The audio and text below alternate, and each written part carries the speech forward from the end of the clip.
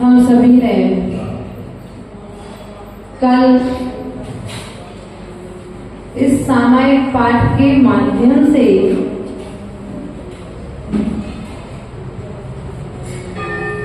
सम्यक दर्शन चारों गतियों में हो सकता है, लेकिन सम्यक चारित्र का आचरण मात्र एक मनुष्य गति में हो सकता है। अब प्रश्न आया कि एक शरीर में, एक जीव के अंदर तीनों चीजें एक साथ एक समय में कैसे रहेंगी? तो आचार्य भगवंत उदाहरण देते हुए समझाते हैं कि जिस प्रकार से एक ग्लास में जल भरा हुआ है, क्या भरा हुआ है? जल भरा हुआ है।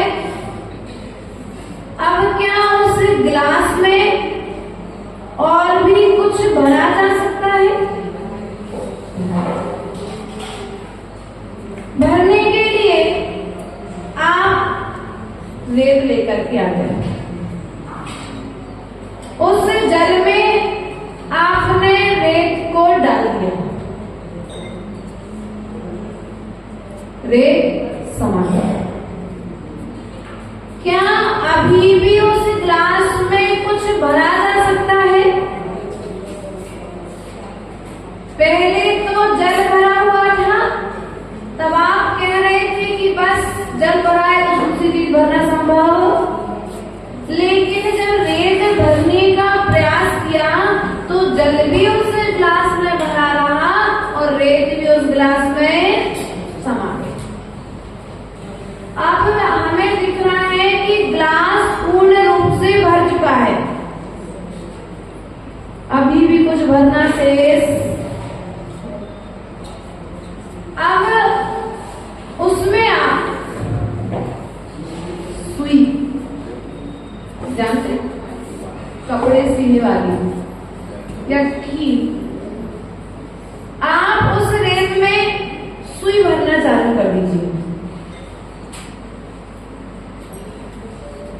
जल भी भर गया, रेत भी भर गई और सुई भी अब जगह शेष।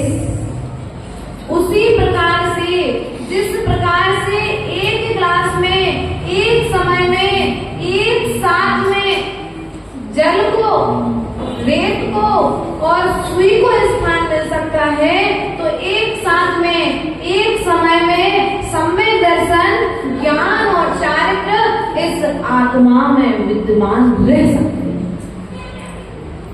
प्रिय बंधुओं, आचार्य भगवत यहाँ पर इसी बात को आगे और विस्तार से बताते हुए आचार्य भगवत कहते हैं कि सम्यक दर्शन, ज्ञान और चारित्र के साथ साथ में क्या और भी कुछ जरूरी है मोक्ष मार्ग की यात्रा के लिए?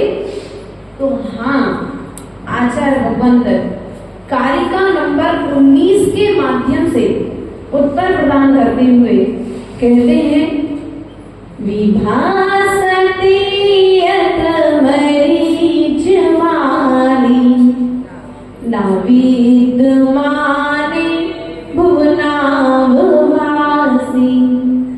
स्वात्मस्थितं बोधमय प्रकाशम् तं देवमाप्तं शरणं प्रपद्ये।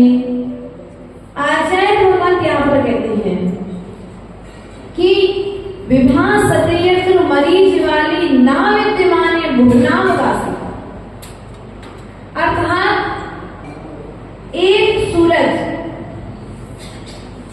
आकाश मंडल में रह करके पृथ्वी तल को प्रकाशित करता है। किसको प्रकाशित करता है? एक सूरज आकाश मंडल में रह करके पृथ्वी तल को प्रकाशित करता है, लेकिन जिनेंद्र भगवान रूपी जो सूरज है वह एक लोक को मात्र प्रकाशित नहीं करता है। वह जो सूरज है वह सूर्य तीनों लोगों के जीवों को प्रकाश प्रदान करता है। यह जो सूरज है, यह सूरज अचेतन पदार्थों को दिखाता है, लेकिन जो जिनेंद्र भगवान रूपी सूर्य है वह सूर्य चेतन और अचेतन दोनों पदार्थों को दिखा देता है। अर्थात केवल ज्ञान का प्रकाश जिनके अंदर में भरा है, अर्थात केवल ज्ञान के प्रकाश के द्वारा जो अंतरंग को और बहिरंग को प्रकाशित कर रहे हैं, आत्मा में जो स्थिर है, स्वात्मा स्थिता बोधमय प्रकाशम, अर्थात जो आत्मा में विराजमान है। किसमें विराजमान है? कहीं बाहर में नहीं है, शरीर बाहर में विराजमान है, लेकिन भी कहाँ पर विराजमान है? अपने स्वभाव में विराजमान है। किसमें विराजमान है? अपने स्वभाव में विराजमान है। ऐसे भगवान जिनेंद्र देव के लिए मैं नमस्कार करता हूँ। वे तम देव मातम शरणम प्रपद्ये। मैं ऐसे अनंत भगवान की शरण को प्राप्त होता हूँ, उनकी शरण में जाकर। प्रिय बंधुओं, अब सम्यक दर्शन, ज्ञान और चारित्र के पालन के लिए भी इसके ऊपर की विवक्षा है नय विवक्षा। कौन सी विवक्षा? नय विवक्षा। यदि नयों का ज्ञान नहीं होगा तो सम्यक चारित्र का सही तरीके से पालन नहीं होगा। क्या?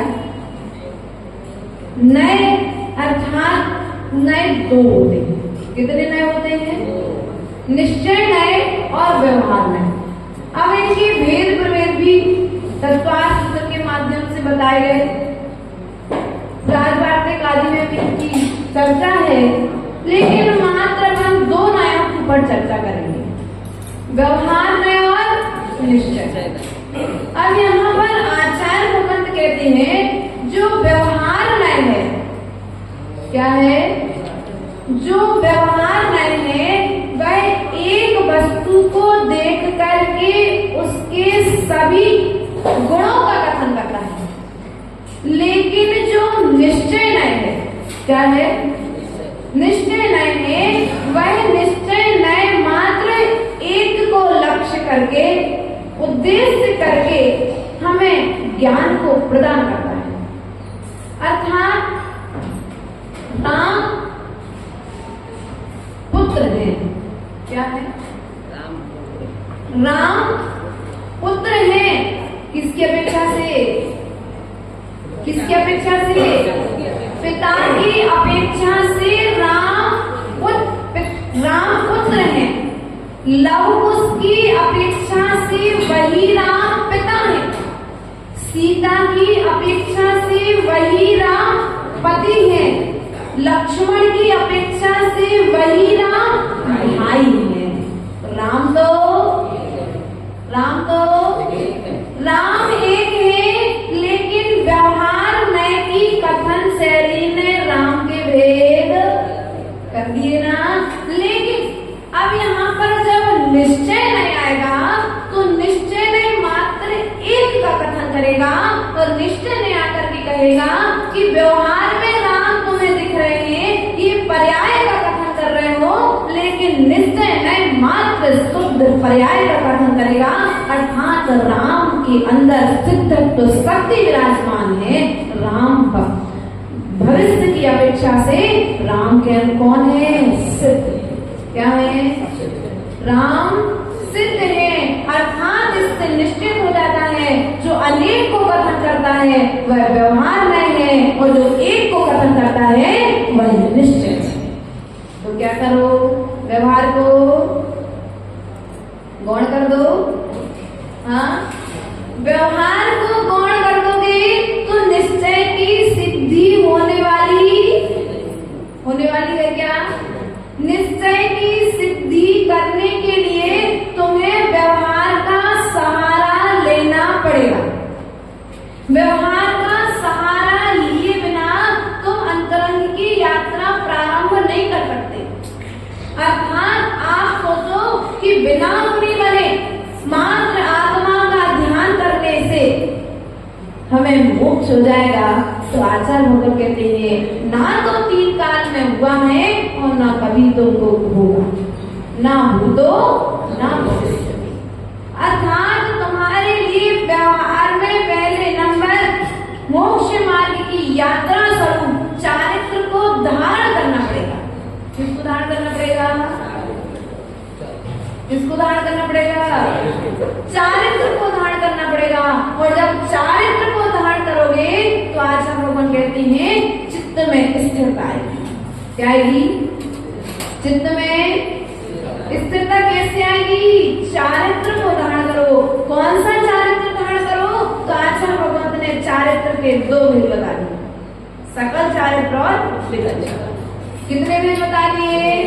समंत भद्र स्वामी ने श्रावकाचार्य ग्रंथ के अनुसार चारित्र के 2 भेद बताए, सकल चारित्र और विकल चारित्र। सकल चारित्र अर्थात संपूर्ण रूप से पाप का त्याग करना, और विकल चारित्र अर्थात श्रावक का आचरण करना। क्या करना? सकल चारित्र मुनियों का होता है और विकल चारित्र श्रावकों का होता है। अर्थात हमें किस प्रकार से पाप का त्याग करके मोक्ष मार्ग की यात्रा प्रारंभ करना है, यह हमें स्वयं ही विचार करना पड़ेगा।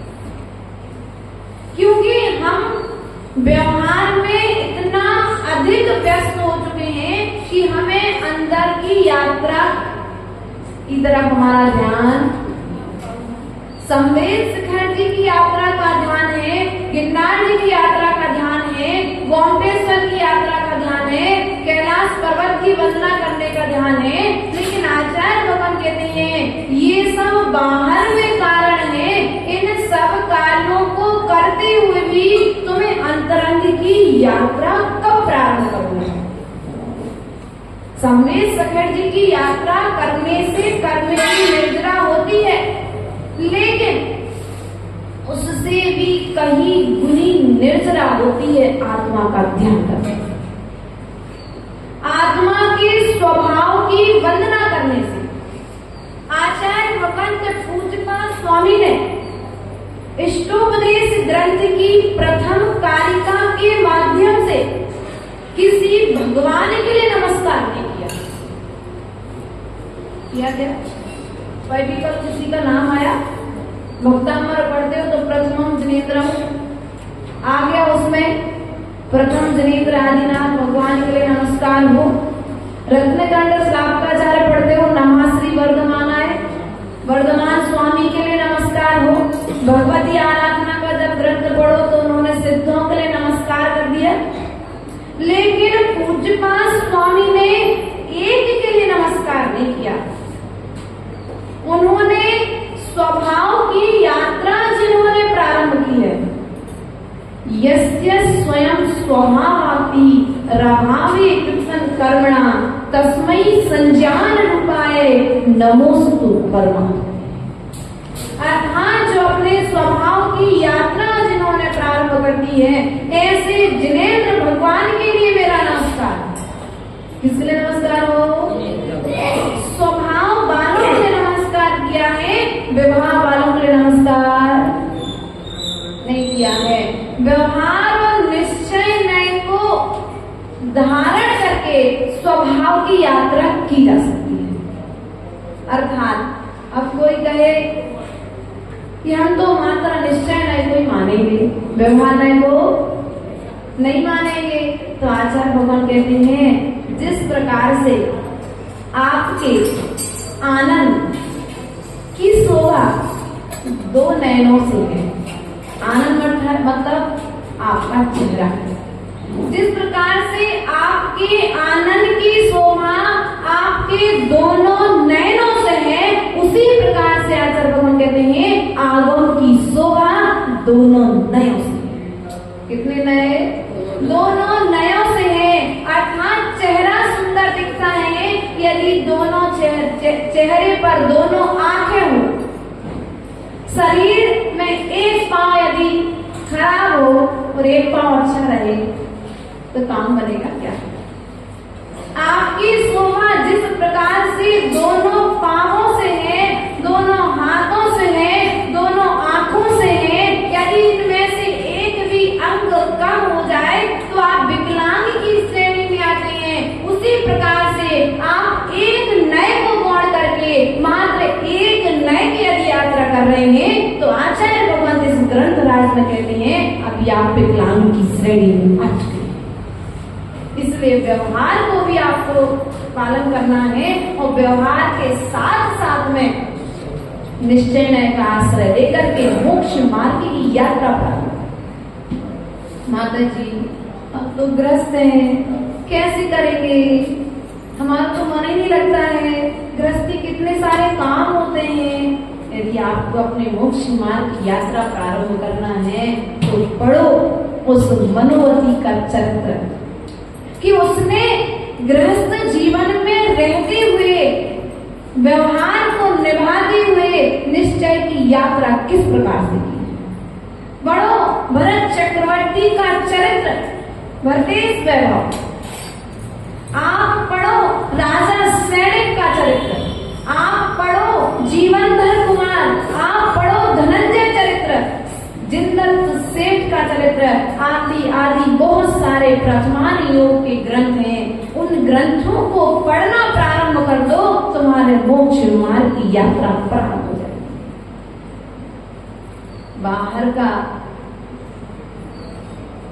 वैज्ञानिक तो बाहर की चीजें बनाने की कला बता रहे हैं, लेकिन हमारे जो अनंत भगवान है पे अंतरंग की यात्रा अर्थात अंतरंग के उपकरणों को बनाने की विधि हमें बता रहे हैं। क्योंकि आचार्य भगवान कहते हैं इस पृथ्वी तल पर जल से पार होने की विद्या बताने वाले बहुत हैं, थल से पार होने की विद्या बहुत लोग बताने वाले हैं,